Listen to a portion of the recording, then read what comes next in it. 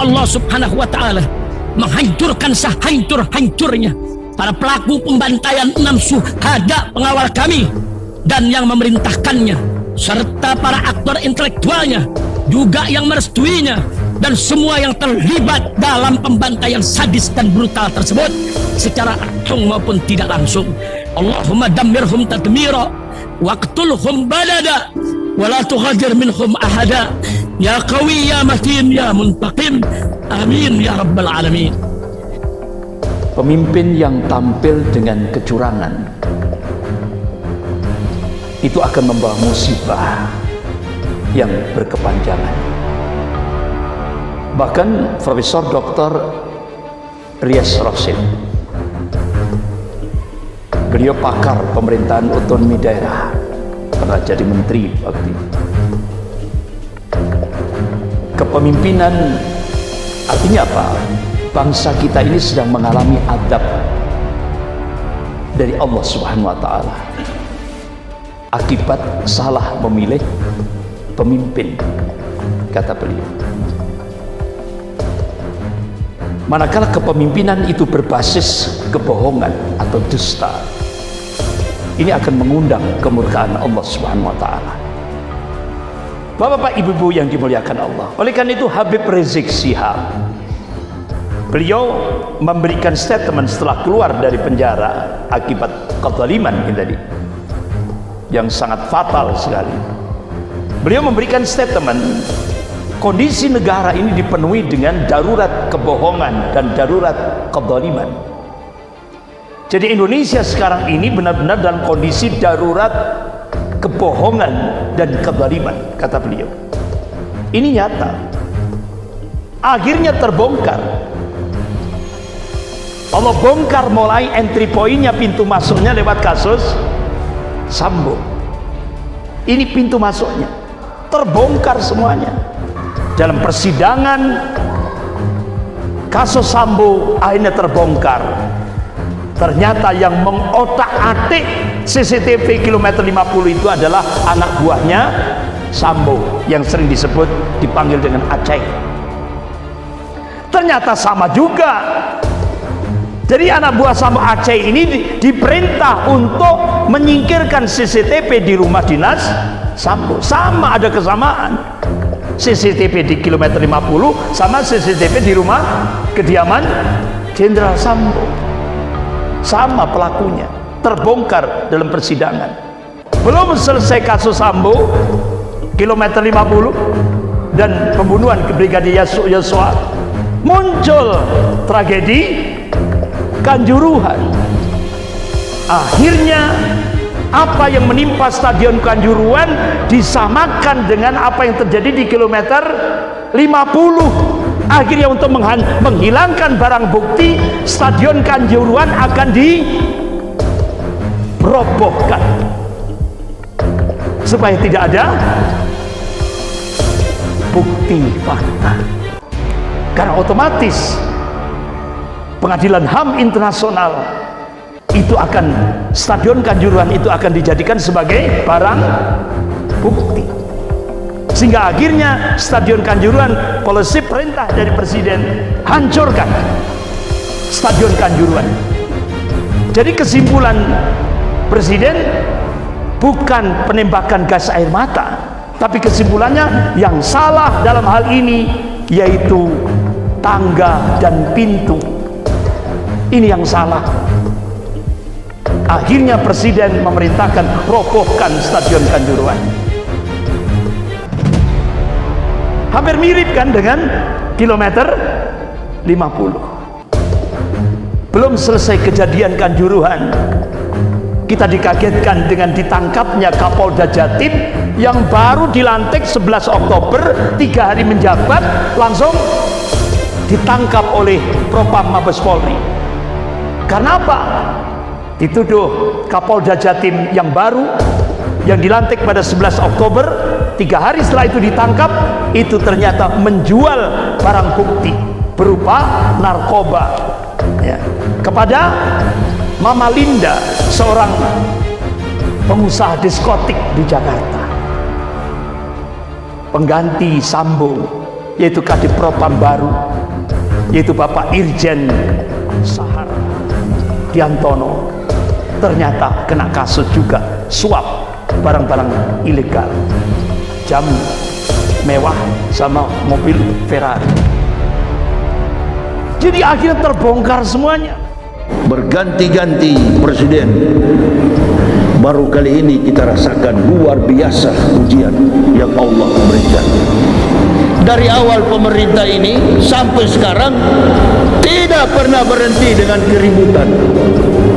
Bahkan yang sampai sekarang masih mencuat, masih menyeruak di publik adalah tragedi kematian seorang polisi, tewas di tangan seorang polisi. Melihat situasi dan kondisi semacam ini, Indonesia ini makin rusak.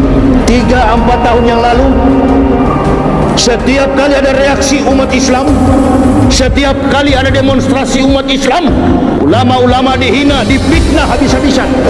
Tokoh-tokoh politik Islam diadu domba. Ulama Islam, ulama A dengan ulama B ditabrakkan. Muslim A, Muslim B diadu domba. Setiap kali ada keributan yang dipercakapkan di ruang-ruang publik, tidak ada lain kecuali ulama. Habib Rizik, Ustaz Abdul Somad, Yahya Waloni dan lain sebagainya. Agama ini hampir lenyap di Indonesia. Kami tak kuat lagi ya Allah, kami menyerah. Hanya Engkaulah yang maha kuat. Bahkan ada doa Habib Rizik itu, baik di dalam dan di penjara, bahkan di pengadilan, beliau katakan, ya Allah, hancurkan sehancur-hancurnya.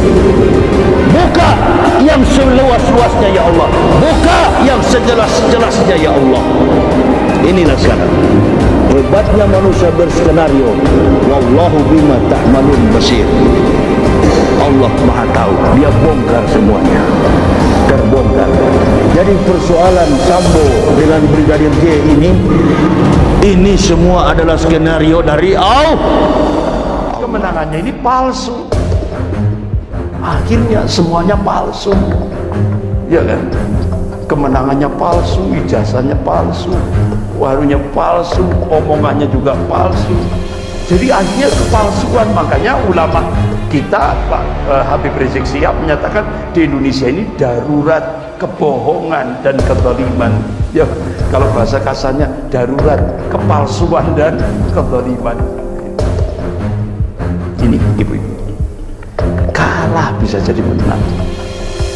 Ini cuma ada di Indonesia, sakdonya ini cuma ada di Indonesia. Kalah bisa menang. Kalah hitungannya tapi bisa menang. Ini jadi benar-benar kita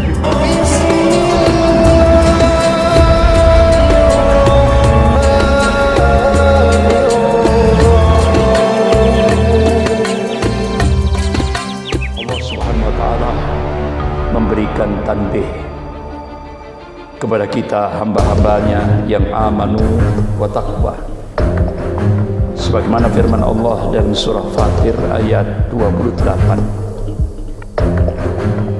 Allah berfirman, a'udzubillahi minasyaitonir rajim, innama yakhshallahu min ibadihil ulama. Sesungguhnya orang yang takut kepada Allah di antara hamba-hamba Allah adalah para ulama. Itulah yang dikabarkan oleh Allah Subhanahu wa taala. Bahkan ulama-ulama Ahlus Sunnah memberikan satu ungkapan, daging ulama itu beracun. Ma'asyiral muslimin rahimakumullah. Ketua Majelis Ulama Indonesia Pusat waktu itu, yaitu Profesor Din Samsudin, ketika beliau menanggapi Pilpres 2019, beliau memberikan statement dan diungkap lewat media hari Selasa tanggal 30 April 2019. Pemimpin yang tampil dengan kecurangan itu akan membawa musibah yang berkepanjangan. Itu statement beliau. Bahkan Profesor Dr. Rias Rasyid, beliau pakar pemerintahan otonomi daerah, pernah jadi menteri. Kepemimpinan artinya apa? Bangsa kita ini sedang mengalami adab dari Allah Subhanahu wa Ta'ala akibat salah memilih pemimpin, kata beliau. Manakala kepemimpinan itu berbasis kebohongan atau dusta, ini akan mengundang kemurkaan Allah Subhanahu wa Ta'ala. Itu yang diungkapkan oleh beliau secara tertulis. Adab dari salah memilih pemimpin itu disebutkan secara rinci oleh Profesor Dr. Rias Rasyid. Yang pertama, kezaliman penguasa pada semua level. Yang kedua, memburuknya kondisi kehidupan masyarakat lapisan bawah semakin terpuruk, dan itu sudah terjadi. Bahkan lembaga dunia memasukkan Indonesia masuk 100 negara termiskin tingkat dunia. Termiskin di sini bukan terus akhirnya Indonesia tidak punya apa-apa, bukan. Akan tapi yang kita lihat sumber daya alamnya luar biasa Indonesia, tapi hutangnya dahsyat. Itu kan kalau media itu kan kurang lebih sekitar 7.000 lebih triliun. Ini yang terungkap di media. Tapi yang hutang yang lain-lain, artinya yang tersembunyi. Jadi itu mantan penasihat KPK Dr. Abdullah Hamahua itu mengungkap hutang Indonesia itu sudah kurang lebih 17.000 triliun. Makanya kenapa Indonesia dimasukkan oleh lembaga dunia masuk 100 negara miskin tingkat dunia. Kemudian adab dari salah memilih pemimpin, kata Profesor Dr. Rias Rasyid, yaitu rusaknya persatuan. Karena sejak Indonesia berubah kiblat ke Cina, otomatis Cina mengajukan syarat agama tidak boleh dijadikan landasan dalam kehidupan berbangsa dan bernegara. Akhirnya Indonesia memunculkan buzzer rupiah. Untuk apa? Untuk meminggirkan agama dalam kehidupan berbangsa dan bernegara. Sehingga yang kita saksikan buzzer itu dalam akun Twitternya kita bisa melihat dia lecehkan Allah, dia lecehkan Rasulullah, dia lecehkan Al-Quran, dia lecehkan Islam, dia lecehkan ulama. Bahkan Majelis Ulama Indonesia Pusat pernah ngirim surat resmi ke Bareskrim Mabes Polri agar buzzer ini segera ditangkap dan diadili. Bertahun-tahun surat resmi dari Majelis Ulama tidak digubris. Karena apa? Buzzer itu justru dilindungi oleh negara dan digaji oleh negara dari APBN. Bahkan Dr. Rizal Ramli mengungkap sejak start 2014 negara membiayai buzzer ini untuk Ade Armando, Abu Janda, Denny Sirgar, Eko Kontadi, Rudi Kamri, Habib Kripo dan sebagainya itu sudah 1,29 triliun untuk gaji penista-penista Islam.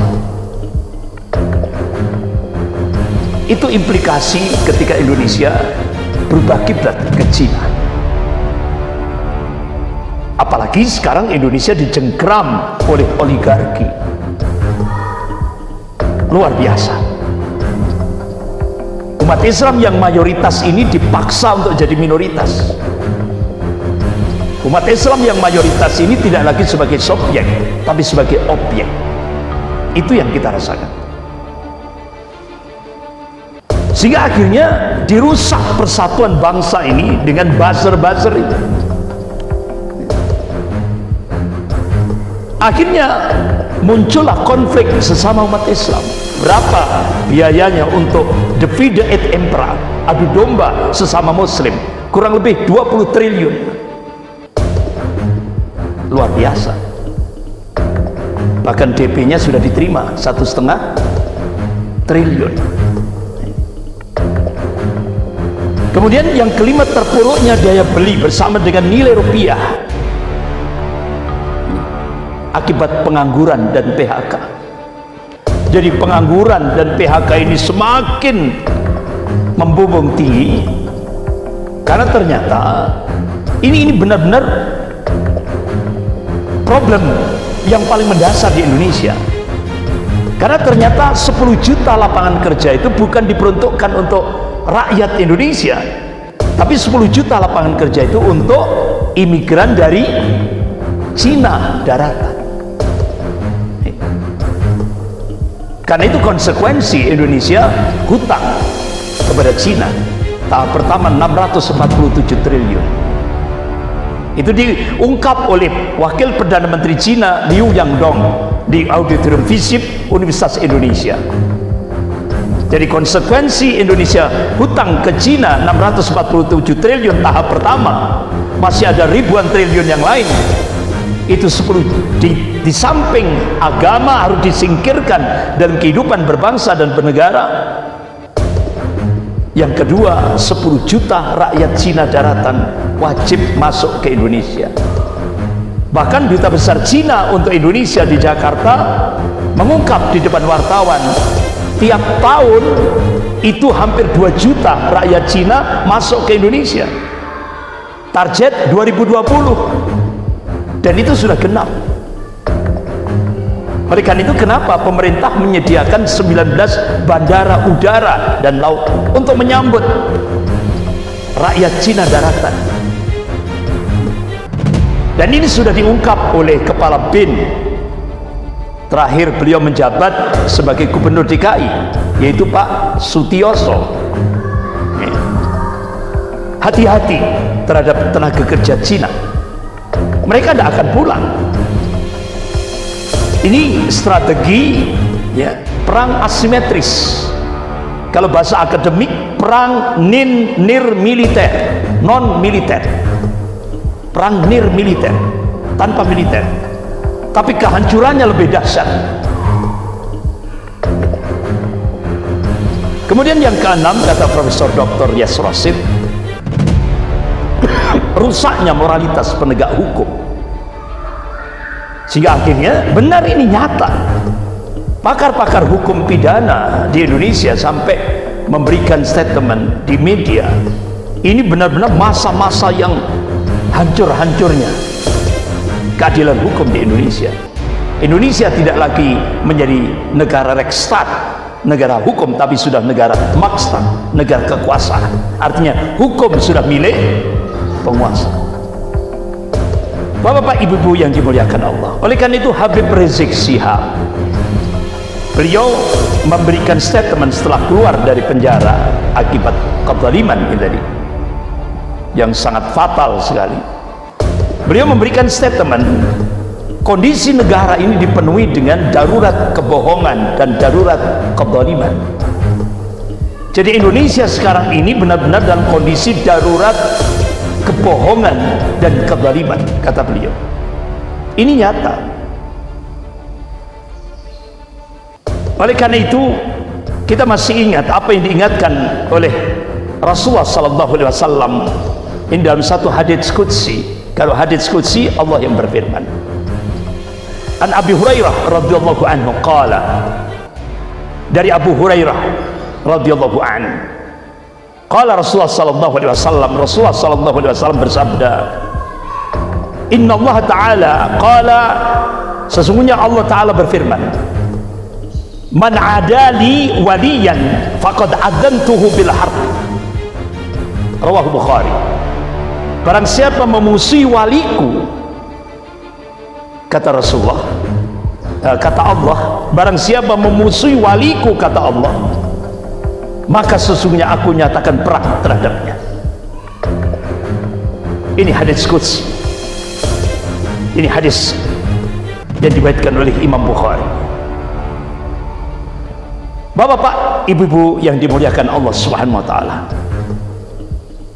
Jadi Rasulullah sallallahu alaihi wasallam tidak mewariskan selain Al-Qur'an dan As-Sunnah. Makanya kenapa ulama disebutkannya sebagai warasatul anbiya, pewaris para nabi. Jadi kriteria ulama yang ideal ketika dia al-khauf minallah, ketika dia takut kepada Allah dengan ilmunya dan ikhlas melanjutkan risalah kenabian. Oleh karena itu Al-Hafiz Abul Qasim Ibnu As-Sakir rahimahullah, beliau menegaskan anna lahumul ulama masmumah. Jadi bahwasanya daging para ulama itu beracun. Kata Al-Hafiz Abul Qasim Ibnu As-Sakir rahimahullah, bahkan beliau menyebutkan kebiasaan orang yang sering merendahkan atau menghinakan seorang ulama, maka Allah akan bongkar boroknya itu, kebobrokannya itu. Allah akan bongkar. Siapa yang menghinakan, merendahkan ulama, maka Allah akan bongkar kebobrokannya. Ini yang diungkap oleh Al-Hafiz Abdul Qasim Ibnu As-Sakir rahimahullah.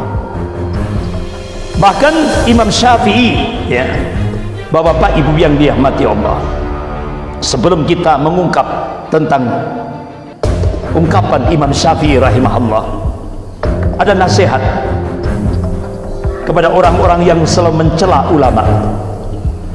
Nasihat dari Syekh Al-Alamah Abdul Aziz Ar-Rajhi hafidhahullah. Daging ulama itu beracun, kata beliau. Maka hendaklah mereka menahan lesan-lesan mereka.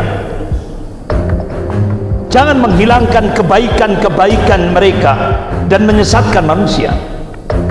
Sebab berbicara kejelekan ulama itu lebih buruk dibanding berbicara kejelekan yang lainnya. Karena perbuatan itu berarti membuat manusia lari dari para ulama. Oleh karena itu Imam Syafi'i rahimahullah pernah berkata, nanti di akhir zaman akan banyak ulama yang membingungkan umat.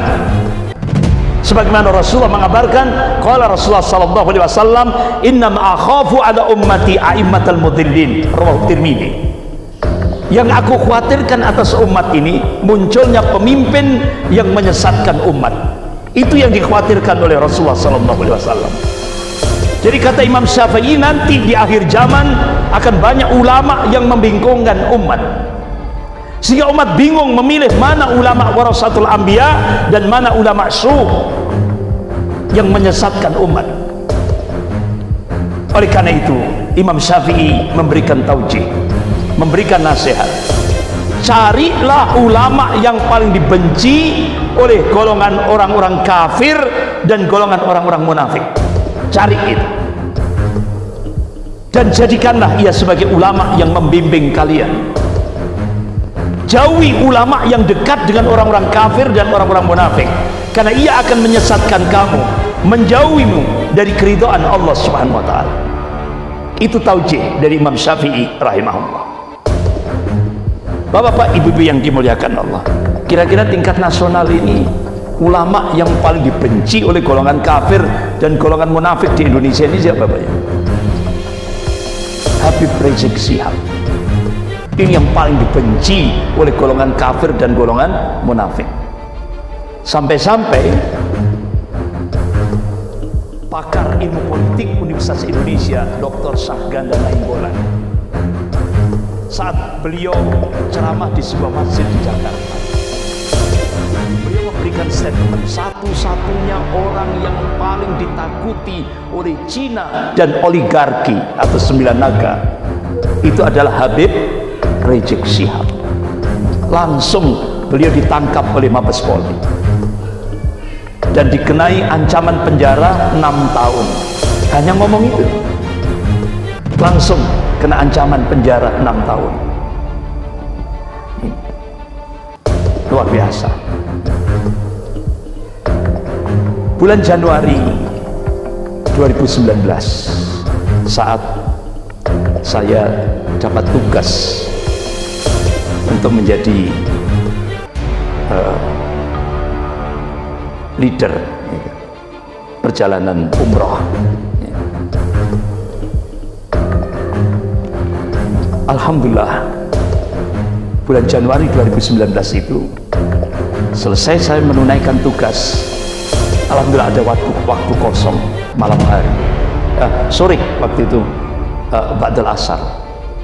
Alhamdulillah saya diterima di rumah, di kediaman Habib Rizik Syihab di Mekah Al-Mukarramah.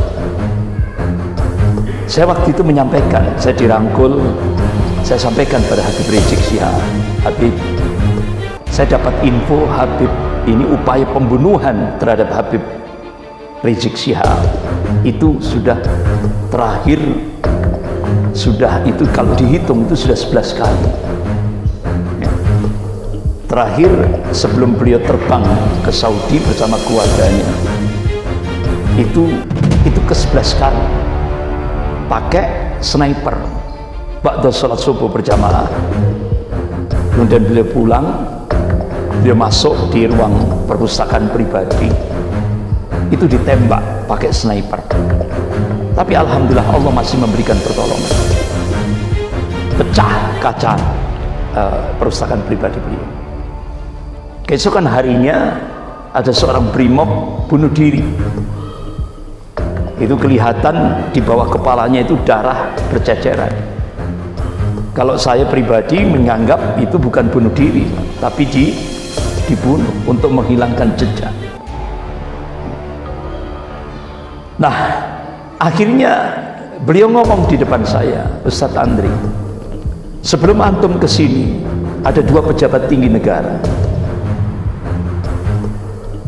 Akhirnya singkat cerita, kita bertemu, sepakat bertemu di sebuah hotel lantai 16.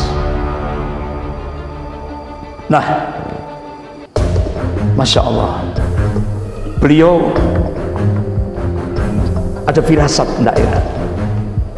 Ini alhamdulillah beliau diselamatkan oleh Allah. Beliau segera minta pindah ke hotel yang lain. Alhamdulillah beliau selamat dari jebakan intelijen. Begitu pindah ke hotel yang lain, beliau menyampaikan, apa kira-kira maksud kedatangan 2 pejabat tinggi negara ini? Habib nggak usah pulang ke Indonesia, kami sudah siapkan. Berapa Pak? Bukan miliar, triliun. Apa jawaban Habib Rizik Syihab? Beliau tolak pundi-pundi triliunan. Saya tetap mau pulang ke Indonesia, menyelamatkan Indonesia dari cengkraman imperialisme komunis Cina dan oligarki. Itu tekad beliau. Nah, ternyata betul. Beliau pulang ke Indonesia dan beliau paham, Pak, pasti akan dipenjara. Paham beliau.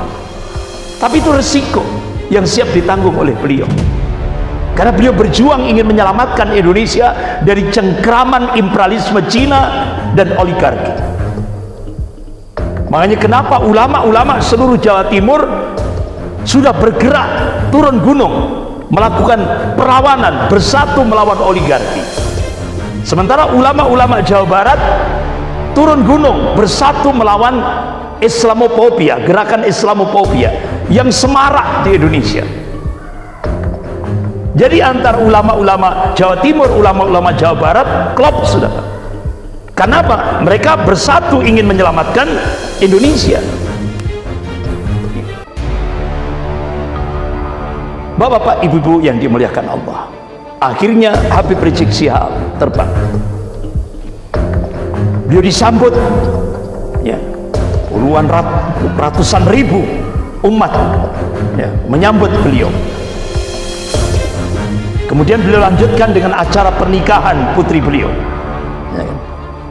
Sehingga akhirnya beliau terkena yaitu pelanggaran prokes, protokol kesehatan.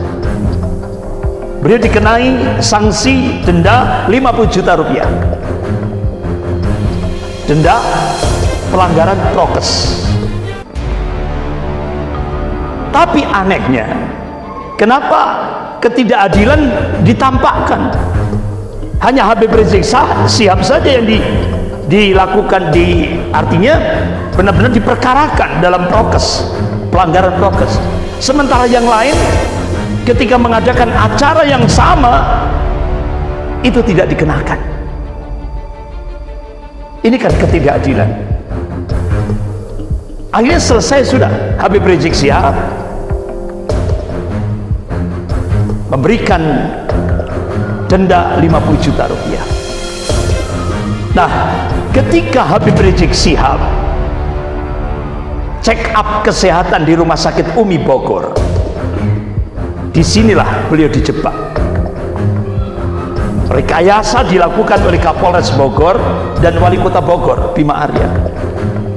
Akhirnya Habib Rizik Syihab dikenai pidana, hukum pidana. Akibat beliau check up dianggap dituduh dengan kebohongan. Padahal kita kalau check up kesehatan di rumah sakit, tidak pernah kan kita dikenai hukum pidana. Saya tiap bulan rutin kontrol di RSI, Rumah Sakit Islam Asia, tidak dikenakan hukum pidana. Itu hak sebagai warga negara, check up kesehatan. Tapi bagi Habib Rizik langsung dikenai hukum pidana. Singkat cerita, akhirnya Habib Rizik di muka pengadilan. Hakim memutuskan 4 tahun penjara. Padahal undang-undang kesehatan itu menegaskan ya, rumah sakit tidak boleh mengekspos hasil check up seorang pasien, karena itu hak privasi, itu dilindungi oleh undang-undang. Padahal undang-undangnya seperti itu. Tapi Habib Rizik Syihab dikenai pidana. Akhirnya hakim memutuskan 4 tahun penjara.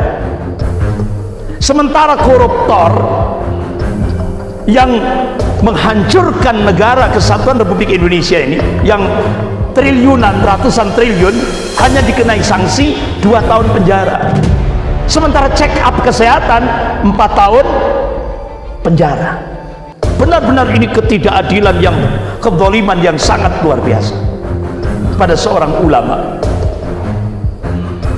Akhirnya di akhir persidangan Habib Rizik Syihab berdoa mubahalah. Makanya kan tadi kan dalam mukadimah tadi saya sampaikan, hati-hati, daging ulama itu beracun. Akhirnya apa yang terjadi? Doa seorang ulama yang dizalimi ini dikabulkan oleh Allah Subhanahu wa taala. Akhirnya hakim yang memutuskan itu sakit keras. Akhirnya keluarga minta maaf pada keluarga Habib Rizik Syihab. Kapolres Bogor mati mendadak. Wali Kota Bogor Bima Arya menyampaikan di depan wartawan, hidupnya hancur berantakan.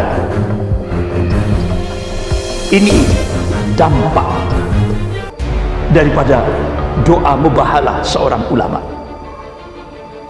Bahkan operasi upaya pembunuhan Habib Rizik yang ke-11, yang ke-12 di Pondok Pesantren Megamendung dengan pesawat drone gagal. Kemudian upaya pembunuhan di Jalan Tol Cikampek ketika beliau mau melakukan kuliah subuh bersama menantu dan putri-putrinya, keluarganya, dihadang untuk upaya pembunuhan yang ke-13, tapi gagal. Karena apa? pengawalnya mampu menghadang kejaran yang ingin membunuh Habib Rizik Syihab, sehingga akhirnya pengawal yang menghadang ini tadi untuk membunuh Habib Rizik Syihab, mobilnya itu bannya ditembak dari jauh, sehingga akhirnya dalam kecepatan tinggi sampai kilometer 50 otomatis tanpa ban ini, ya kan?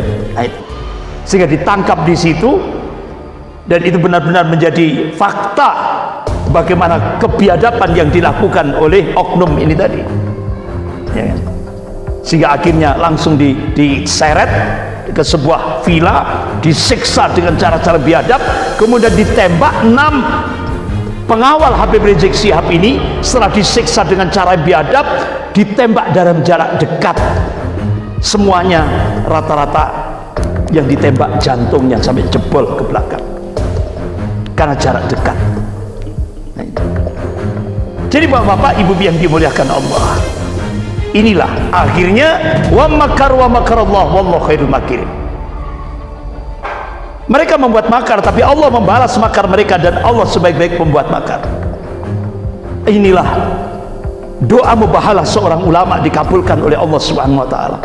Akhirnya terbongkar. Allah bongkar mulai entry pointnya, pintu masuknya lewat kasus Sambo. Ini pintu masuknya, terbongkar semuanya. Ternyata upaya pembunuhan ke-13 itu ternyata dilakukan oleh geng Sambo. Bahkan akhirnya terbongkar, bahkan lampiran surat perintah Satgasus Merah Putih 2020 benar-benar nyata. Bahkan akhirnya terbongkar sebuah strategi, rekayasa, rencana yang begitu rapi. Siapa calon presiden 2024, calon presiden oligarki 2024, siapa calon Kapolri 2024, sudah tertata rapi, sudah tertata rapi. Bapak ibu yang dimuliakan Allah, akhirnya dari sini terbongkarlah siapa yang membentuk Satgasus Merah Putih. Jenderal Tito Karnavian tahun 2019. Jenderal Tito berhasil memenangkan Pilpres 2019, sehingga akan diulang lagi untuk 2024. Tapi makar Allah lebih dahsyat. 2022 Allah bongkar semuanya, sehingga banyak pengamat, pemerhati politik dan kebangsaan menduga Mendagri, yaitu Bapak Tito Karnavian, mempersiapkan rekayasa untuk pemilu 2024. Sudah disiapkan.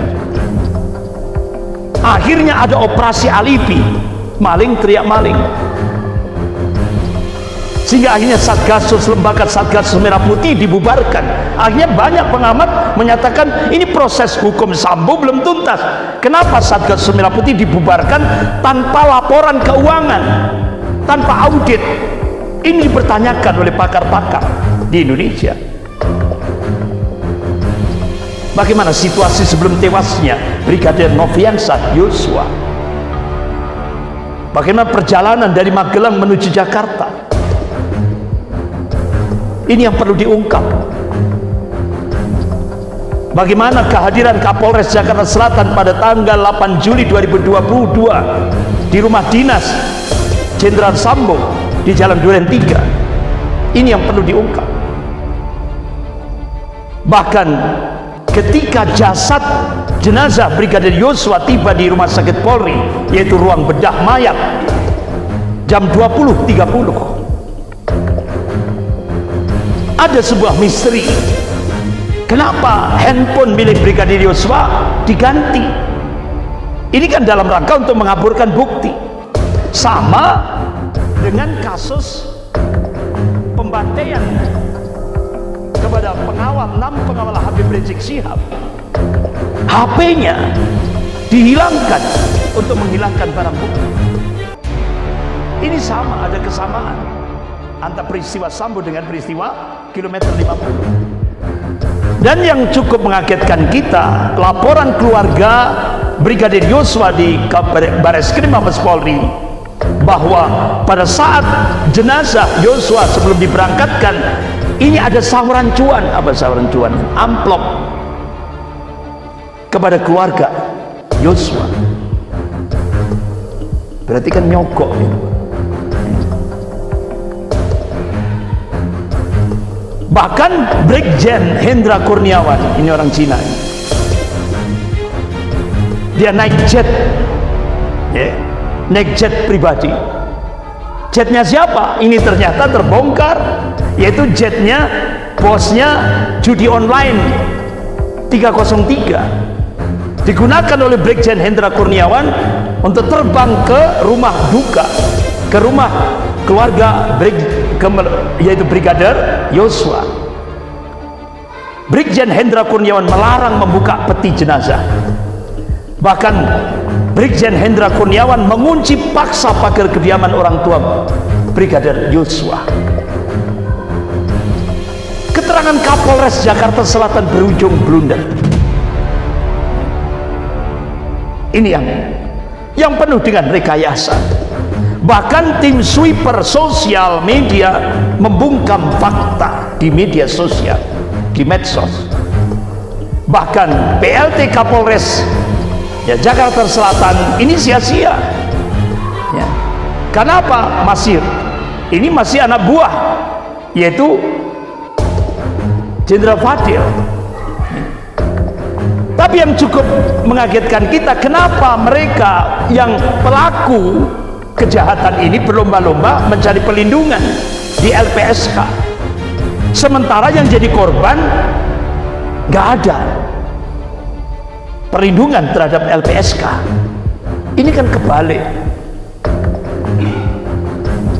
Sebenarnya yang jadi korban itu minta perlindungan, keluarga korban minta perlindungan, LPSK. Nah ini enggak, ini pelaku minta perlindungan. Ini kan aneh. Akhirnya Kapolri memberhentikan 3 perwira, yaitu Jenderal Sambo, Kapolres Jakarta Selatan, dan Brigjen Hendra Kurniawan. Ya. Bapak Ibu yang dimuliakan Allah, masyarakat bertanya-tanya, siapa yang menerima 40 miliar? Siapa yang menerima 10 miliar dalam kasus narkoba di Bandara Soekarno-Hatta? Siapa yang menerima? Ini tanda tanya, perlu diungkap itu. Bahkan sampai dalam persidangan di Jakarta Selatan, benar-benar persidangan untuk Baradae itu tidak dieksbarkan, mic-nya dimatikan. Jadi itu persidangan bisu, tanpa suara, tanpa didengar oleh masyarakat. Padahal ini sidang terbuka, tapi ada kebijakan yang memaksa persidangan Baradae tidak mic-nya dimatikan. Padahal seorang Baradae ini yang belum layak jadi pelatih tembak.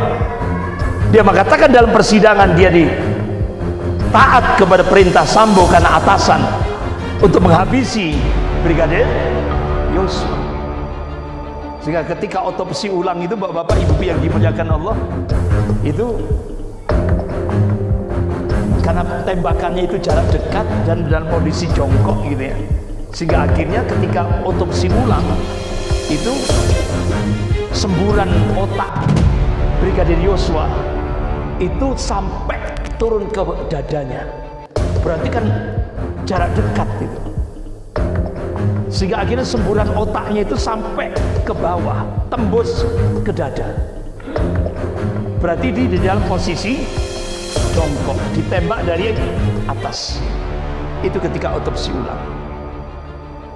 Jadi bapak-bapak, ibu-ibu yang dimuliakan Allah, akhirnya terungkap dalam persidangan ada informasi intelijen bagaimana boroknya Ferdi Sambo. Selama ini Badan Nasional Penanggulangan Terorisme seringkali menuduh umat Islam itu radikal, teroris dan sebagainya. Ternyata semua itu maling teriak maling.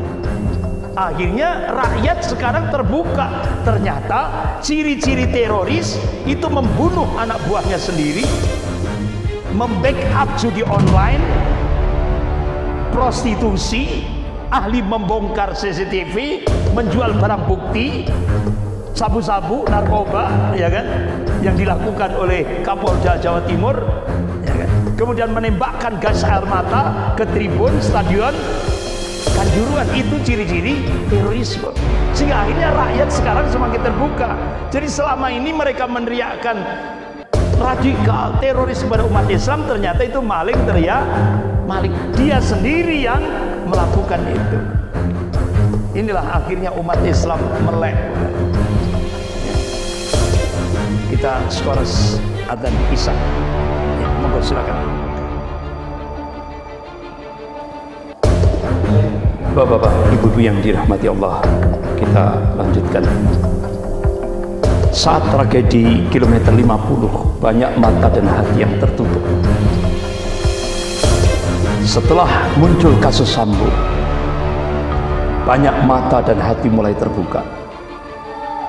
Apa yang dirasakan oleh Brigadir Polisi Yosua, disiksa, dibunuh, lalu difitnah, sama apa yang menimpa 6 laskar pengawal Habib Rizik Syihab. Disiksa, dipukul, disayat, ditembak jarak dekat, semua luka tembak di jantung, bahkan diotopsi tanpa izin keluarga, difitnah lagi, bahkan dijadikan tersangka. Ini kan sudah zalim luar biasa ini. Sudah disiksa, dibunuh dengan cara biadab, difitnah, dijadikan tersangka lagi. Nah, kira-kira kalau sudah jadi tersangka, kira-kira nanti yang dihadirkan di pengadilan itu apa pocongnya? Kan sudah meninggal semuanya, 6 laskar pengawal Habib Rizik.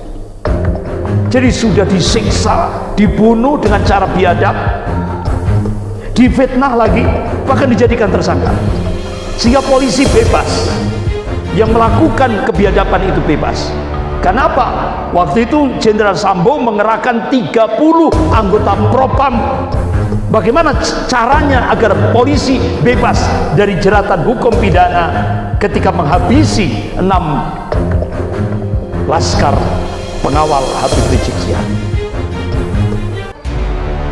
Jadi deretan kasus yang ditangani Sambo sudah mulai terkuak dari sini.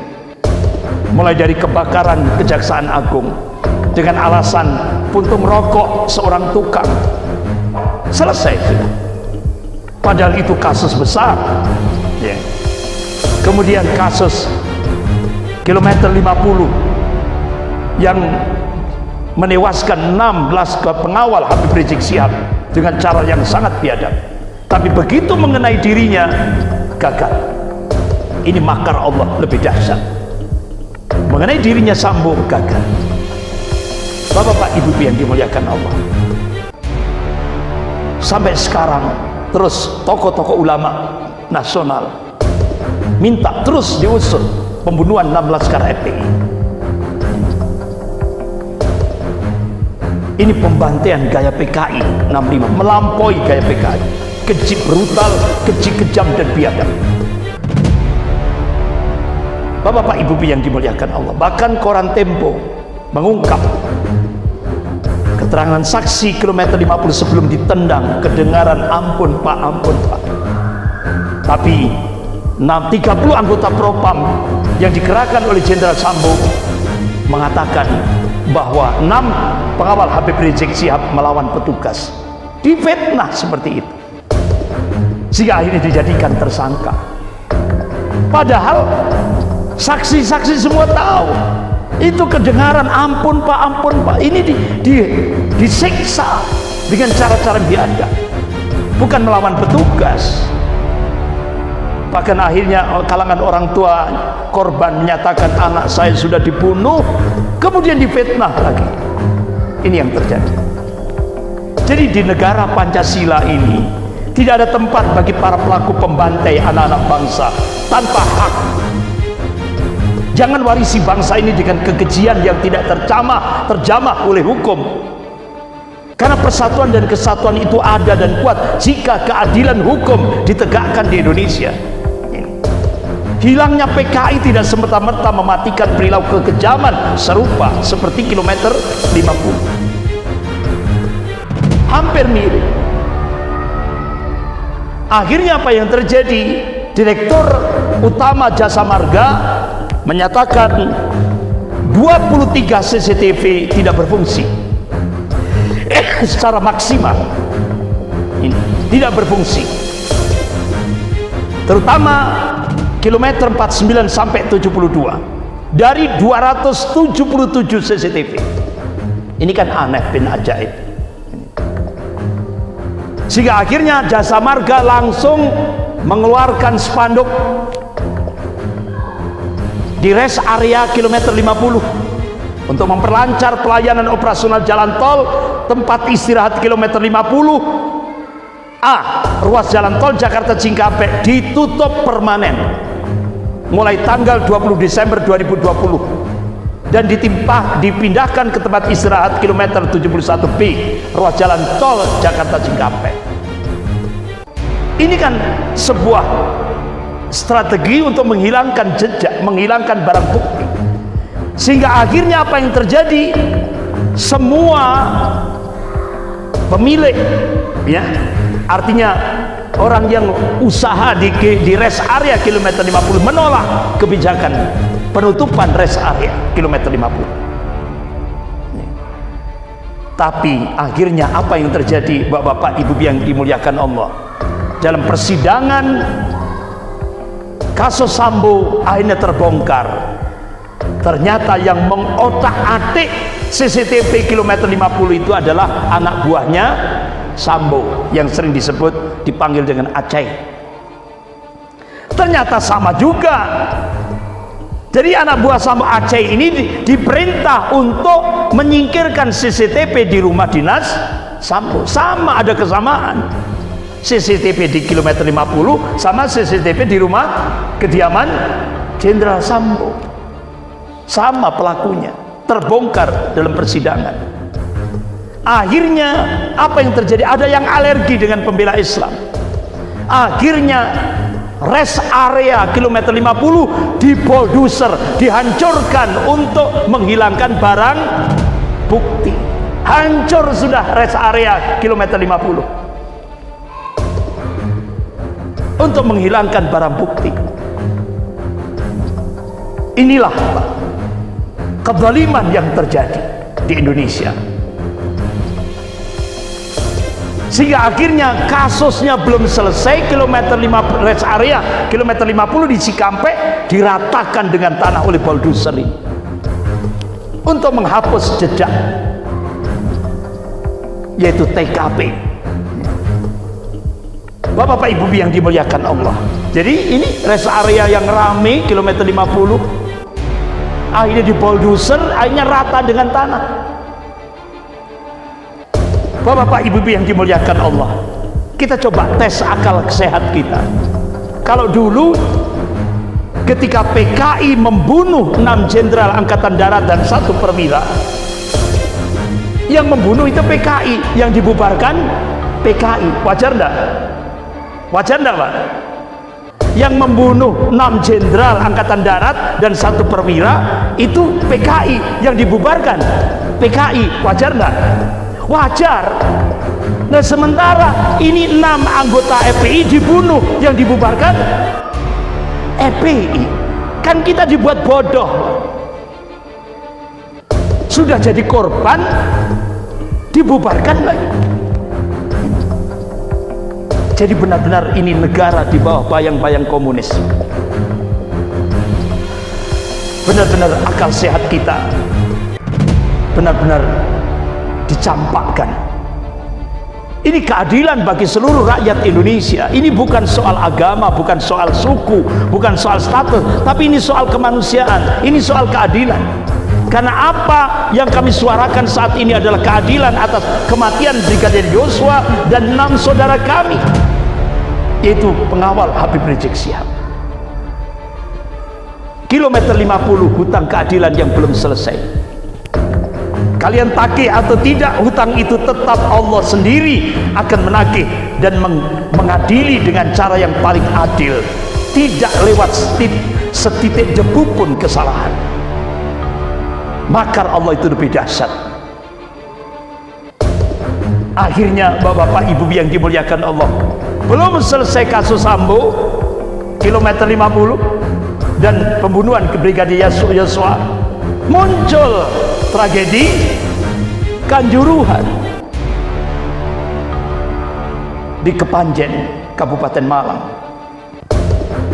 Apa yang diungkap oleh Presiden FIFA Gianni Infantino? Pintu keluar tidak segera dibuka, terkunci dari luar. Sedangkan tembakan gas air mata yang sudah kadaluarsa itu terus bertubi-tubi. Supporter terjebak di Stadion Kanjuruhan dengan tembakan gas air mata yang kadaluarsa itu. Padahal di sana ada orang tua, anak-anak dan perempuan. Ini supporter yang kecewa kekalahan Arema masuk ke lapangan. Bahkan panitia pelaksana mencetak 42.000 tiket, padahal kapasitas stadion cuma 38.000. Berarti ini overload, Pak. Banyak korban menahan perih gas air mata yang kadaluarsa itu, sehingga banyak korban itu berdarah matanya karena keracunan gas air mata yang sudah kadaluarsa. Itu sangat membahayakan, itu zat kimia. Bahkan PSSI dan LIB menolak kick off dimajukan, sehingga dimajukan pukul 15.30 permainannya itu. Polisi kurang profesional, bahkan korban meninggal sampai yang didengar oleh Presiden FIFA itu 174, sekarang terus bertambah 200 lebih. Akhirnya bapak-bapak ibu yang dimuliakan Allah, benar-benar ini kisah dramatis dan banyak kesaksian pilu tragedi Kanjuruhan Malang. Akhirnya apa yang terjadi? Ketua tim fakta, pencari investigasi fakta, yaitu Profesor Mahfud MD, karena beliau sebagai Menko Polhukam, ketika melihat CCTV rekaman kejadian Kanjuruhan itu, beliau katakan sangat-sangat mengerikan. Sehingga akhirnya beliau mengambil kesimpulan yang meninggal, cacat, serta kritis dipastikan terjadi karena desak-desakan setelah ada penembakan gas air mata yang disemprotkan. Peringkat keberbahayaan racun pada gas sampai saat ini sedang diperiksa. Tapi apapun hasil pemeriksaan, kata Menko Polhukam selaku ketua tim investigasi pencari fakta, tidak bisa mengurangi kesimpulan bahwa kematian massal di Stadion Kanjuruhan disebabkan oleh gas air mata. Akhirnya apa yang menimpa Stadion Kanjuruhan disamakan dengan apa yang terjadi di kilometer 50. Akhirnya untuk menghilangkan barang bukti, Stadion Kanjuruhan akan dirobohkan supaya tidak ada bukti fakta. Karena otomatis Pengadilan HAM internasional itu akan, Stadion Kanjuruhan itu akan dijadikan sebagai barang bukti. Sehingga akhirnya Stadion Kanjuruhan, polisi perintah dari Presiden, hancurkan Stadion Kanjuruhan.